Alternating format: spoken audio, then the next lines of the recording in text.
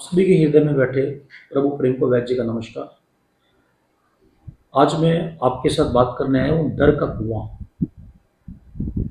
एक ऐसी चीज जो बचपन से बड़े होने तक इतनी गहराई में चली जाती है कि उसके साथ चलने में जीवन के किसी भी पल को हम आनंदमय नहीं बना सकते। उसको मैंने नाम दिया डर का कुआं। आइए विषय में प्रवेश करते हैं। टू लिव द लाइफ, जीवन को जीने के दो रास्ते हैं, दो आयाम हैं, दो तरीके से जीवन को जीने के लोग मिलते हैं हमें। एक वो तरीका कि पेश कैसे आना है। मैं घर से निकला अपना इंप्रेशन जमाने के लिए, अपना एक्सप्रेशन जमाने के लिए। बनावट, सजावट और दिखावट, इन तीन शब्दों को लेकर मैं घर से निकला। अब वो चाहे ठेले वाला हो, चाहे वो डॉक्टर हो, चाहे वो बिजनेसमैन हो, केवल इस चक्कर में रह गया कि मेरा प्रभाव अच्छा हो जाए। इसको एक शब्द मिला नैतिकता के आधार पर, औपचारिकता के आधार पर। अब एक दूसरा आयाम है जीने का। वो जीने का आयाम बिल्कुल नेचुरल है। जैसे हम हैं हम वैसे दिखें। मुझे बनावट सजावट ना करनी पड़े, मुझे एक्सप्रेशन या इंप्रेशन ना करना पड़े। अगर मैं अपनी शास्त्रीय भाषा में बोलूं तो शब्द मिले भाव, प्रभाव और स्वभाव। एक प्रभाव की यात्रा है, एक स्वभाव की यात्रा है। मेरे पास एक आज फूल आया, मैं आपको दिखाऊं। ये इतना प्यारा फूल आया मेरे पास। ये बनावटी फूल है, ये सजावटी फूल है, ये दिखावटी फूल है, लेकिन बहुत सुंदर फूल है। ये कभी मुरझाएगा भी नहीं। लेकिन जो नेचुरल फूल है वो शाम को मुरझा जाएगा। तो मैं आपको बात कर रहा हूं दो प्रकार की लाइफ की। अगर मैं थका हुआ हूं तो आपको दिखना चाहिए कि आज वैद्य जी थके हुए हैं। अगर मैं ऊर्जा से युक्त हूं तो आपको दिखना चाहिए कि मैं ऊर्जा से युक्त हूं। तो अब धीरे धीरे मैं अपने विषय में प्रवेश कर रहा हूं, गहरा उतर रहा हूं। आपको मेरे साथ चलना, नहीं तो पकड़ नहीं पाओगे मेरे विषयों की स्पीड को और मेरे शब्दों को। अब जब व्यक्ति अच्छा होने के चक्कर में चलता है कि मैं अच्छा बनना चाह रहा हूं, मुझे अच्छा बोलना है, अच्छा करना है, और अंदर से कुछ चीज ऐसी है जो कर नहीं पा रही है, वो जो आपको दिखाने के चक्कर में अंदर से एक चीज पकड़े जा रही है, उसका नाम है डर। उसका नाम है डर। मेरी बात को ध्यान से पकड़ना। मान लीजिए मैं स्टेज पे चला गया और मैंने कहा कि मुझे बोलना नहीं आता, तो मैंने बोल दिया कि मुझे बोलना नहीं आता। लेकिन अगर मुझे कैसे ने कह दिया कि बोलना है, तो मैं वो काम करूंगा जो मुझे करना नहीं आता। मुझे वो करने के लिए कहा गया जो मेरा स्वभाव नहीं है, तो मैं इंप्रेशन और एक्सप्रेशन के चक्कर में बोलना शुरू करूंगा। तो वो सब चीजें धीरे धीरे धीरे धीरे दो चीजों में डिवाइड कर देती हैं। दो प्रकार का जीवन हो गया, एक नैतिकता का जीवन, एक धार्मिकता का जीवन। जो नैतिकता का जीवन है उसमें दिखावट है, दिखाना पड़ता है मैं कैसा लग रहा हूं। आजकल जितनी शिक्षा समाज हमारा शिक्षा दे रहा है वो इसी बात की है। आप घर में कितने भी दुखी हो, बट प्रेजेंट यूर सेल्फ। ऐसे बनिए जैसे अच्छा काम कर रहे हैं आप, ताकि आपका सामान बिके, लोग आपके बारे में सोचें। इंश्योरेंस एजेंट आपके पास आ जाता है, कोई एयर होस्टेस आपके पास हवाई जहाज में बात करने आ जाती है। कितने भी लोग, hello sir, how are you, what can I do for you. उसके घर में आग लगी हो, लेकिन नौकरी पे सिखाया गया है कि चेहरे पे स्माइल रखें, गालों में गटर डालें और सामने वाले पूछे what can I do for you. ये है नैतिकता का जीवन, औपचारिकता का जीवन। दिख रहे हैं आप अच्छे हैं, लेकिन अंदर से आप अच्छे हैं नहीं। और एक धार्मिकता का जीवन जो मोहम्मद ने जिया, जो कृष्ण ने जिया, जो नानक ने जिया, इनके साथ रहने वाले लोगों ने जिया, भगवान बुद्ध ने जिया। ये अच्छे थे तो अच्छे थे, इनका मन नहीं था तो मन नहीं था। तो जीवन दो प्रकार का हो गया, एक नैतिकता का जीवन, एक धार्मिकता का जीवन। धार्मिकता का जीवन नेचुरल है और जो नैतिकता का जीवन है वो अननेचुरल है। यहां से बनता है हमारे डर का संबंध। और प्राय करके 99% लोगों का डाटा गूगल ने दिखाया, 99% लोग डर के जी रहे हैं। मतलब कि 99% लोग वो कर रहे हैं जो करने के लिए उनका मन नहीं बना। 99% लोग वो बोल रहे हैं जो बोलने के लिए वो तैयार नहीं। मान लीजिए मैं ही आपसे इस विषय में बात कर रहा हूं और मेरे मन में ये विषय है ही नहीं, तो मेरी बातों में हेसिटेशन हो जाएगी, हिचकिचाहट हो जाएगी, मेरी बातें टूटना शुरू हो जाएंगी, मेरे विषय को मैं स्पष्ट नहीं कर पाऊंगा आपको। क्यों? क्योंकि मैं जो बोल रहा हूं वो मेरे जीवन में है ही नहीं। मैं आर्टिफिशियल, मैं बनावट करके बोल रहा हूं। यहां से शुरू होता है एक व्यक्ति के जीवन में डर का संबंध। और जिस दिन बचपन में बच्चों को यह बताया जाता है बेटे अपना एग्जाम देने जाना, डरना नहीं है। अच्छा, बच्चों को लगा अच्छा ये भी कुछ है जो डरना नहीं है मुझे। इसके पीछे एक मूलभूत बात एक सामने निकल के आई, क्या कि हम जीवन में रियल प्रैक्टिस नहीं करते, रियल लेबर नहीं करते, रियल में अपनी मदद नहीं करते, रियल में उस काम के प्रति जो कर्म करना था वो नहीं करते। ये एक बात है।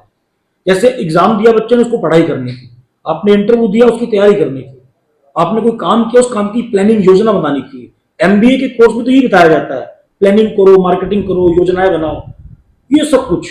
अब इतना कुछ करने के बाद भी दिमाग में डर बैठ गया। आजकल बहुत चल रहा है, बच्चे एग्जाम देने जाते हैं, बच्चे पढ़ाई करने जाते हैं, और कोई बड़े लोग बिजनेस करने जाते हैं, डर लग रहा है। क्यों लग रहा है? आप वो करने जा रहे हो जो आप करना जानते नहीं। नैतिकता का जीवन। एक बच्चा अगर पढ़ के इंटरव्यू देने चला गया, उसके बाद भी उसको डर लग रहा है। क्यों लग रहा है? ये मेरे डर के कुएं का विषय है कि मैंने पूरी पढ़ाई कर ली, मैंने पूरी तैयारी कर ली, मैं डर क्यों रहा हूं? क्यों डर रहा हूं? अब क्या जवाब दें? मेहनत तो कर ली, मैंने किताब तो पढ़ ली, मैंने बहुत सारे लोगों से इंटरव्यू की बात भी कर ली, तो मैं डर क्यों रहा हूं? कुछ तो ऐसा है जो मुझे इस डर को पैदा करने के लिए मजबूर कर रहा है। वो क्या है? अभी मैं भेद खोलने जा रहा हूं, ध्यान सुनिएगा मेरी बात को।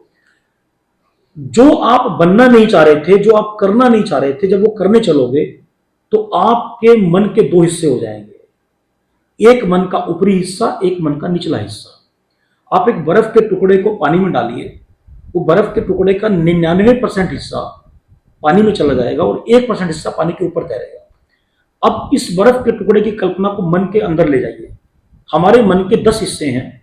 जो मन का ऊपरी हिस्सा है उसे हम बोलते हैं कॉन्शियस माइंड, और जो मन के 9 हिस्से हैं जो नीचे हैं उसे हम बोलते हैं अनकॉन्शियस माइंड। जो कॉन्शियस माइंड है, ऊपर का स्तर है, उससे पूरी दुनिया चलती है।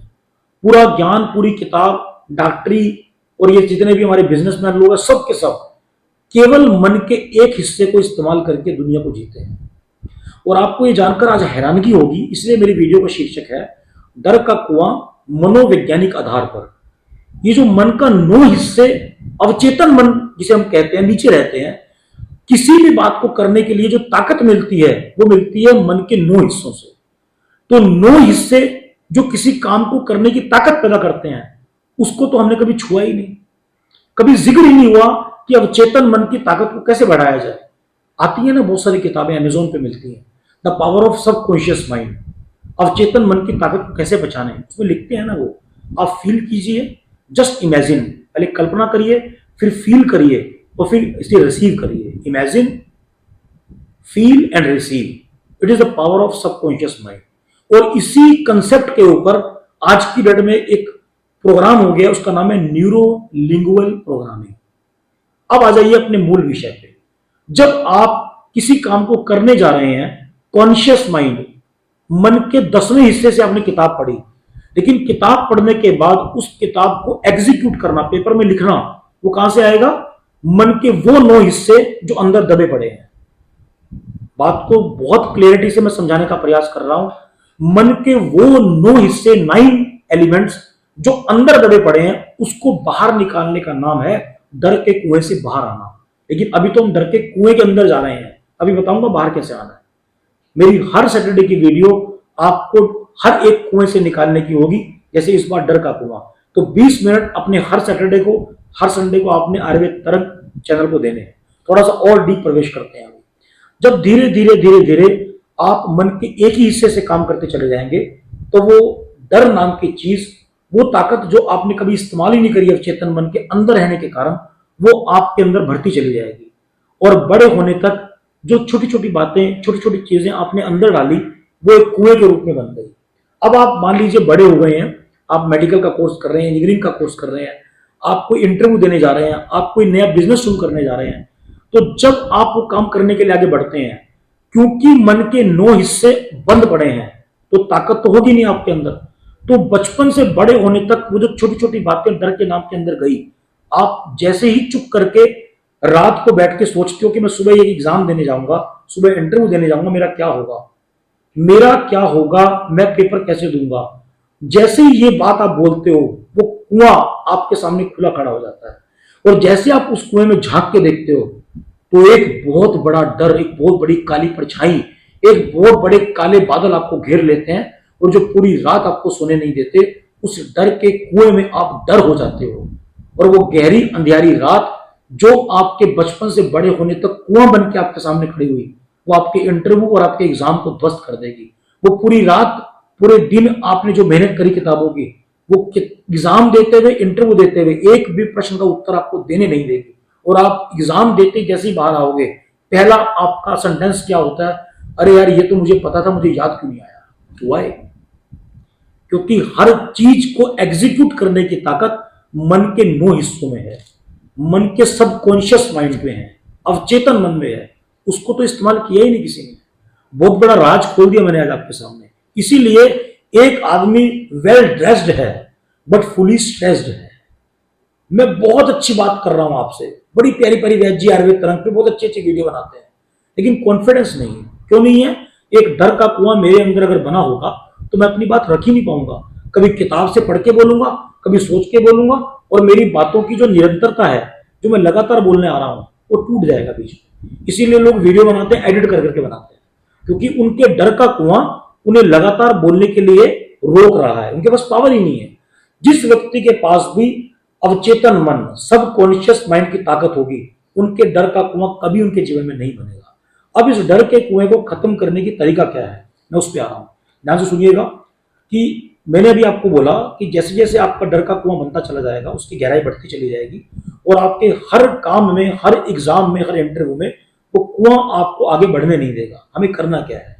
अभी गीता पे आते हैं, और गीता के अध्याय 2 चैप्टर के 32 श्लोक में एक वाक्य लिखी गई है कि अर्जुन तू स्वर्ग का द्वार प्राप्त करेगा। कैसे प्राप्त करेगा? एक कौरव है और एक पांडव है। ये कौरव पांडव आप मान लीजिए कि सिंबॉलिक प्रेजेंटेशन है, एक प्रतीक है। किस बात का? कौरव है डर का कुआं और पांडव है अवचेतन मन की ताकत।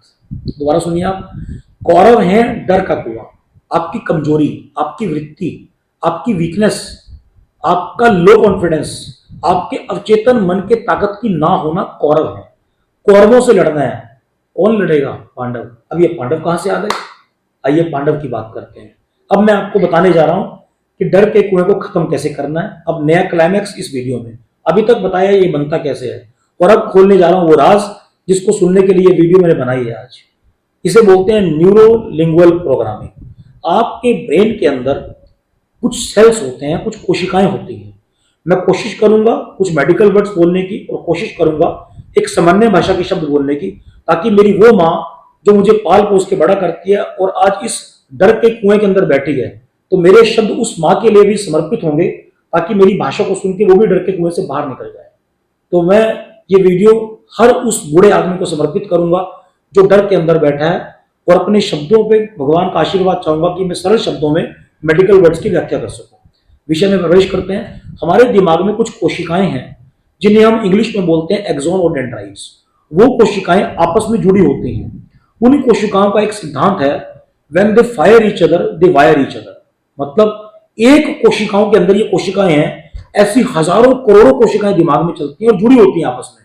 अब मान लीजिए आपने एक विचार प्रस्तुत किया, मेरे अंगूठे की ओर देखिएगा आप लोग। आपके मन में एक विचार आया कि मुझे बेटी की शादी करते हुए डर लग रहा है। आपके मन में एक विचार आया कि मुझे एग्जाम देते हुए डर लग रहा है, मेरी तैयारी पूरी नहीं हुई। आपके मन में एक डर आया, मेरे अंगूठे की ओर देखिएगा, मेरा कल इंटरव्यू है, पता नहीं क्या होगा। ये सारी बातें आपके दिमाग में जब आ रही हैं, जैसे ये बात आपके दिमाग में आई, इस बात ने आपके इस चैनल को, इस कोशिकाओं को उत्तेजित कर दिया, और ये कोशिकाओं के पास ये मैसेज चला गया कि जाने क्या होगा, जाने क्या होगा, जाने क्या होगा, और ये कोशिकाएं जुड़ गई, आपस में लॉक हो गई। तो ये कोशिकाएं जो ऐसी थी, यहां से मैसेज गया, इन कोशिकाओं के वो मैसेज आती है, ऐसे हो गई। अब दिमाग के अंदर एक बात की सोच ने 1 करोड़ कोशिकाओं को जोड़ दिया, और उन कोशिकाओं ने एक मैसेज, एक संदेश, एक भावना, एक संवेदना आपके शरीर में देनी शुरू कर दी। क्या? कि तेरा कुछ नहीं होगा, तेरा कुछ नहीं होगा, तेरा कुछ नहीं होगा। इसे बोलते हैं इंग्लिश में न्यूरो लिंगुअल प्रोग्रामिंग। इसे ही बोलते हैं पावर ऑफ सबकॉन्शियस माइंड खत्म हो चुकी है। अब इसको बढ़ाएं कैसे? Yes, this is the point. आपने देखा होगा कि जिसे हम मुसलमान धर्म कहते हैं, वो धर्म मुसलमान नहीं है, वो लोग मुसलमान नहीं, वो एक इंसान होते हैं। उनके यहाँ पे तस्वीर जपने का रिवाज है। हिंदुओं ने तस्वीर को माला कह दिया, माला जपने का रिवाज है। लेकिन मेरे शब्दों में दोनों के अंदर ही खुदा या भगवान के नजदीक जाने का रिवाज है। ये जो खुदा और भगवान के नजदीक जाने के लिए तस्वीर जपी जाती है, क्या है? ये मन है। मन ना भय 10-20 रेऊ दो, मन ना भय 10-20। एक मन के कई टुकड़े कर दिए, 9 टुकड़े अंदर चले गए, 1 टुकड़ा बाहर चला गया। ये तस्वीर कहती है मन के दोनों टुकड़ों को जोड़ के एक बना दो। जब आप धीरे धीरे अपने मन को एक जगह पर टिकाओगे, तो आपके अंदर जो 5 पांडव बैठे हैं, वो 5 पांडव क्या हैं? आपके चक्र, मूलाधार, स्वादिष्टान, अनाहत, विशुद्ध और आज्ञा। अब मेरी बूढ़ी माँ बोल रही होगी कि वैसे क्या बोल रहे हैं, चक्र क्या होते हैं? मेरी माँ जो मुझे सुन रही है, हे मेरे पिता, हे मेरे बाप, हे मेरी अम्मी, ये जो चक्र होते हैं ये हमारी रीढ़ की हड्डी में हमारी ताकत होते हैं। जब आप उस खुदा में अपनी माला के माध्यम से अपने मन को एक करोगी और संसार से हटाओगी तो रीढ़ की हड्डी में बैठी वो ताकत धीरे धीरे अपने आप को ऊंचा उठाएगी। आपने देखा होगा जो पेड़ होते हैं वो अपने पैरों से पानी पीते हैं, जड़ों से पानी पीते हैं, इसलिए पेड़ को संस्कृत में पादप कहा जाता है। फिर भगवान ने क्या किया, पेड़ से थोड़ी बड़ी योनि बनाई, पशु पक्षी। पशु पक्षियों को मुंह से पानी पीने की कला दे दी और वो पानी और जो खाना खाते हैं मुंह से खाते हैं और वो सारा का सारा पीछे की ओर चला जाता है। पेड़ का नीचे से ऊपर जाता है और पशु पक्षियों का आगे से पीछे की ओर जाता है। फिर भगवान ने एक योनि और बना दी, उसका नाम रख दिया मनुष्य। अब मनुष्य को क्या किया, 2 हाथ और 1 मुंह, खूब खा, खूब खा। किससे खा? दोनों हाथों से खा और मुंह से खा और ऊपर से नीचे की ओर जाता है। तो हमारी सारी ताकत ऊपर से नीचे चली जाती है। और माला का जाप, मन को एक करना, मतलब ताकत को नीचे से ऊपर ले जाना। समझिएगा बात को। मैंने बहुत सारी बातें आज एक साथ कर दी आपसे, इसलिए मेरी वीडियो को 3-4 बार सुनना। मेरी माँ एक बार में समझ नहीं आएगी, मेरे दोस्तों, मेरे बच्चों, मेरी माँ, सब सुनना मेरी वीडियो को। तो जैसे जैसे आप मन से माला का जाप करोगे वो रीढ़ की हड्डी में बैठी ताकतें धीरे धीरे अपना फन उठाएंगी, अपनी ऊर्जा पैदा करेंगी। और वो ऊर्जा जब नीचे से ऊपर जाएगी तो आपने दिमाग के अंदर जिन कोशिकाओं को मैसेज दिया था, अब ये कोशिकाएं जो लॉक हो गई थी कि तेरा कुछ नहीं हो सकता, धीरे धीरे जब वो ऊर्जा रीढ़ की हड्डी से ऊपर उठेगी वो कोशिकाएं वापस खुलेंगी। खुलते खुलते खुलते खुलते अब एक नया मैसेज आएगा। क्या मैसेज आएगा? तू आत्मा है, तू एक रूह है, तू एक दिव्य आत्मा है, तू एक पवित्र आत्मा है। जैसे जैसे आप मन से उस माला का जाप करोगे ये वापस लॉक हो जाएंगी। और इस बार का मैसेज क्या होगा? तू एक आत्मा है। जैसी वो आत्मा होने का मैसेज पूरे दिमाग में जाएगा वो डर के कुएं का सर्वनाश हो जाएगा। आप कभी भी देखिएगा, कितना भी अंधेरा कमरा हो, आपको केवल एक स्विच दबाना है, एक बल्ब की रोशनी, एक पल लगता है पूरे कमरे के अंधेरे को खत्म करने में।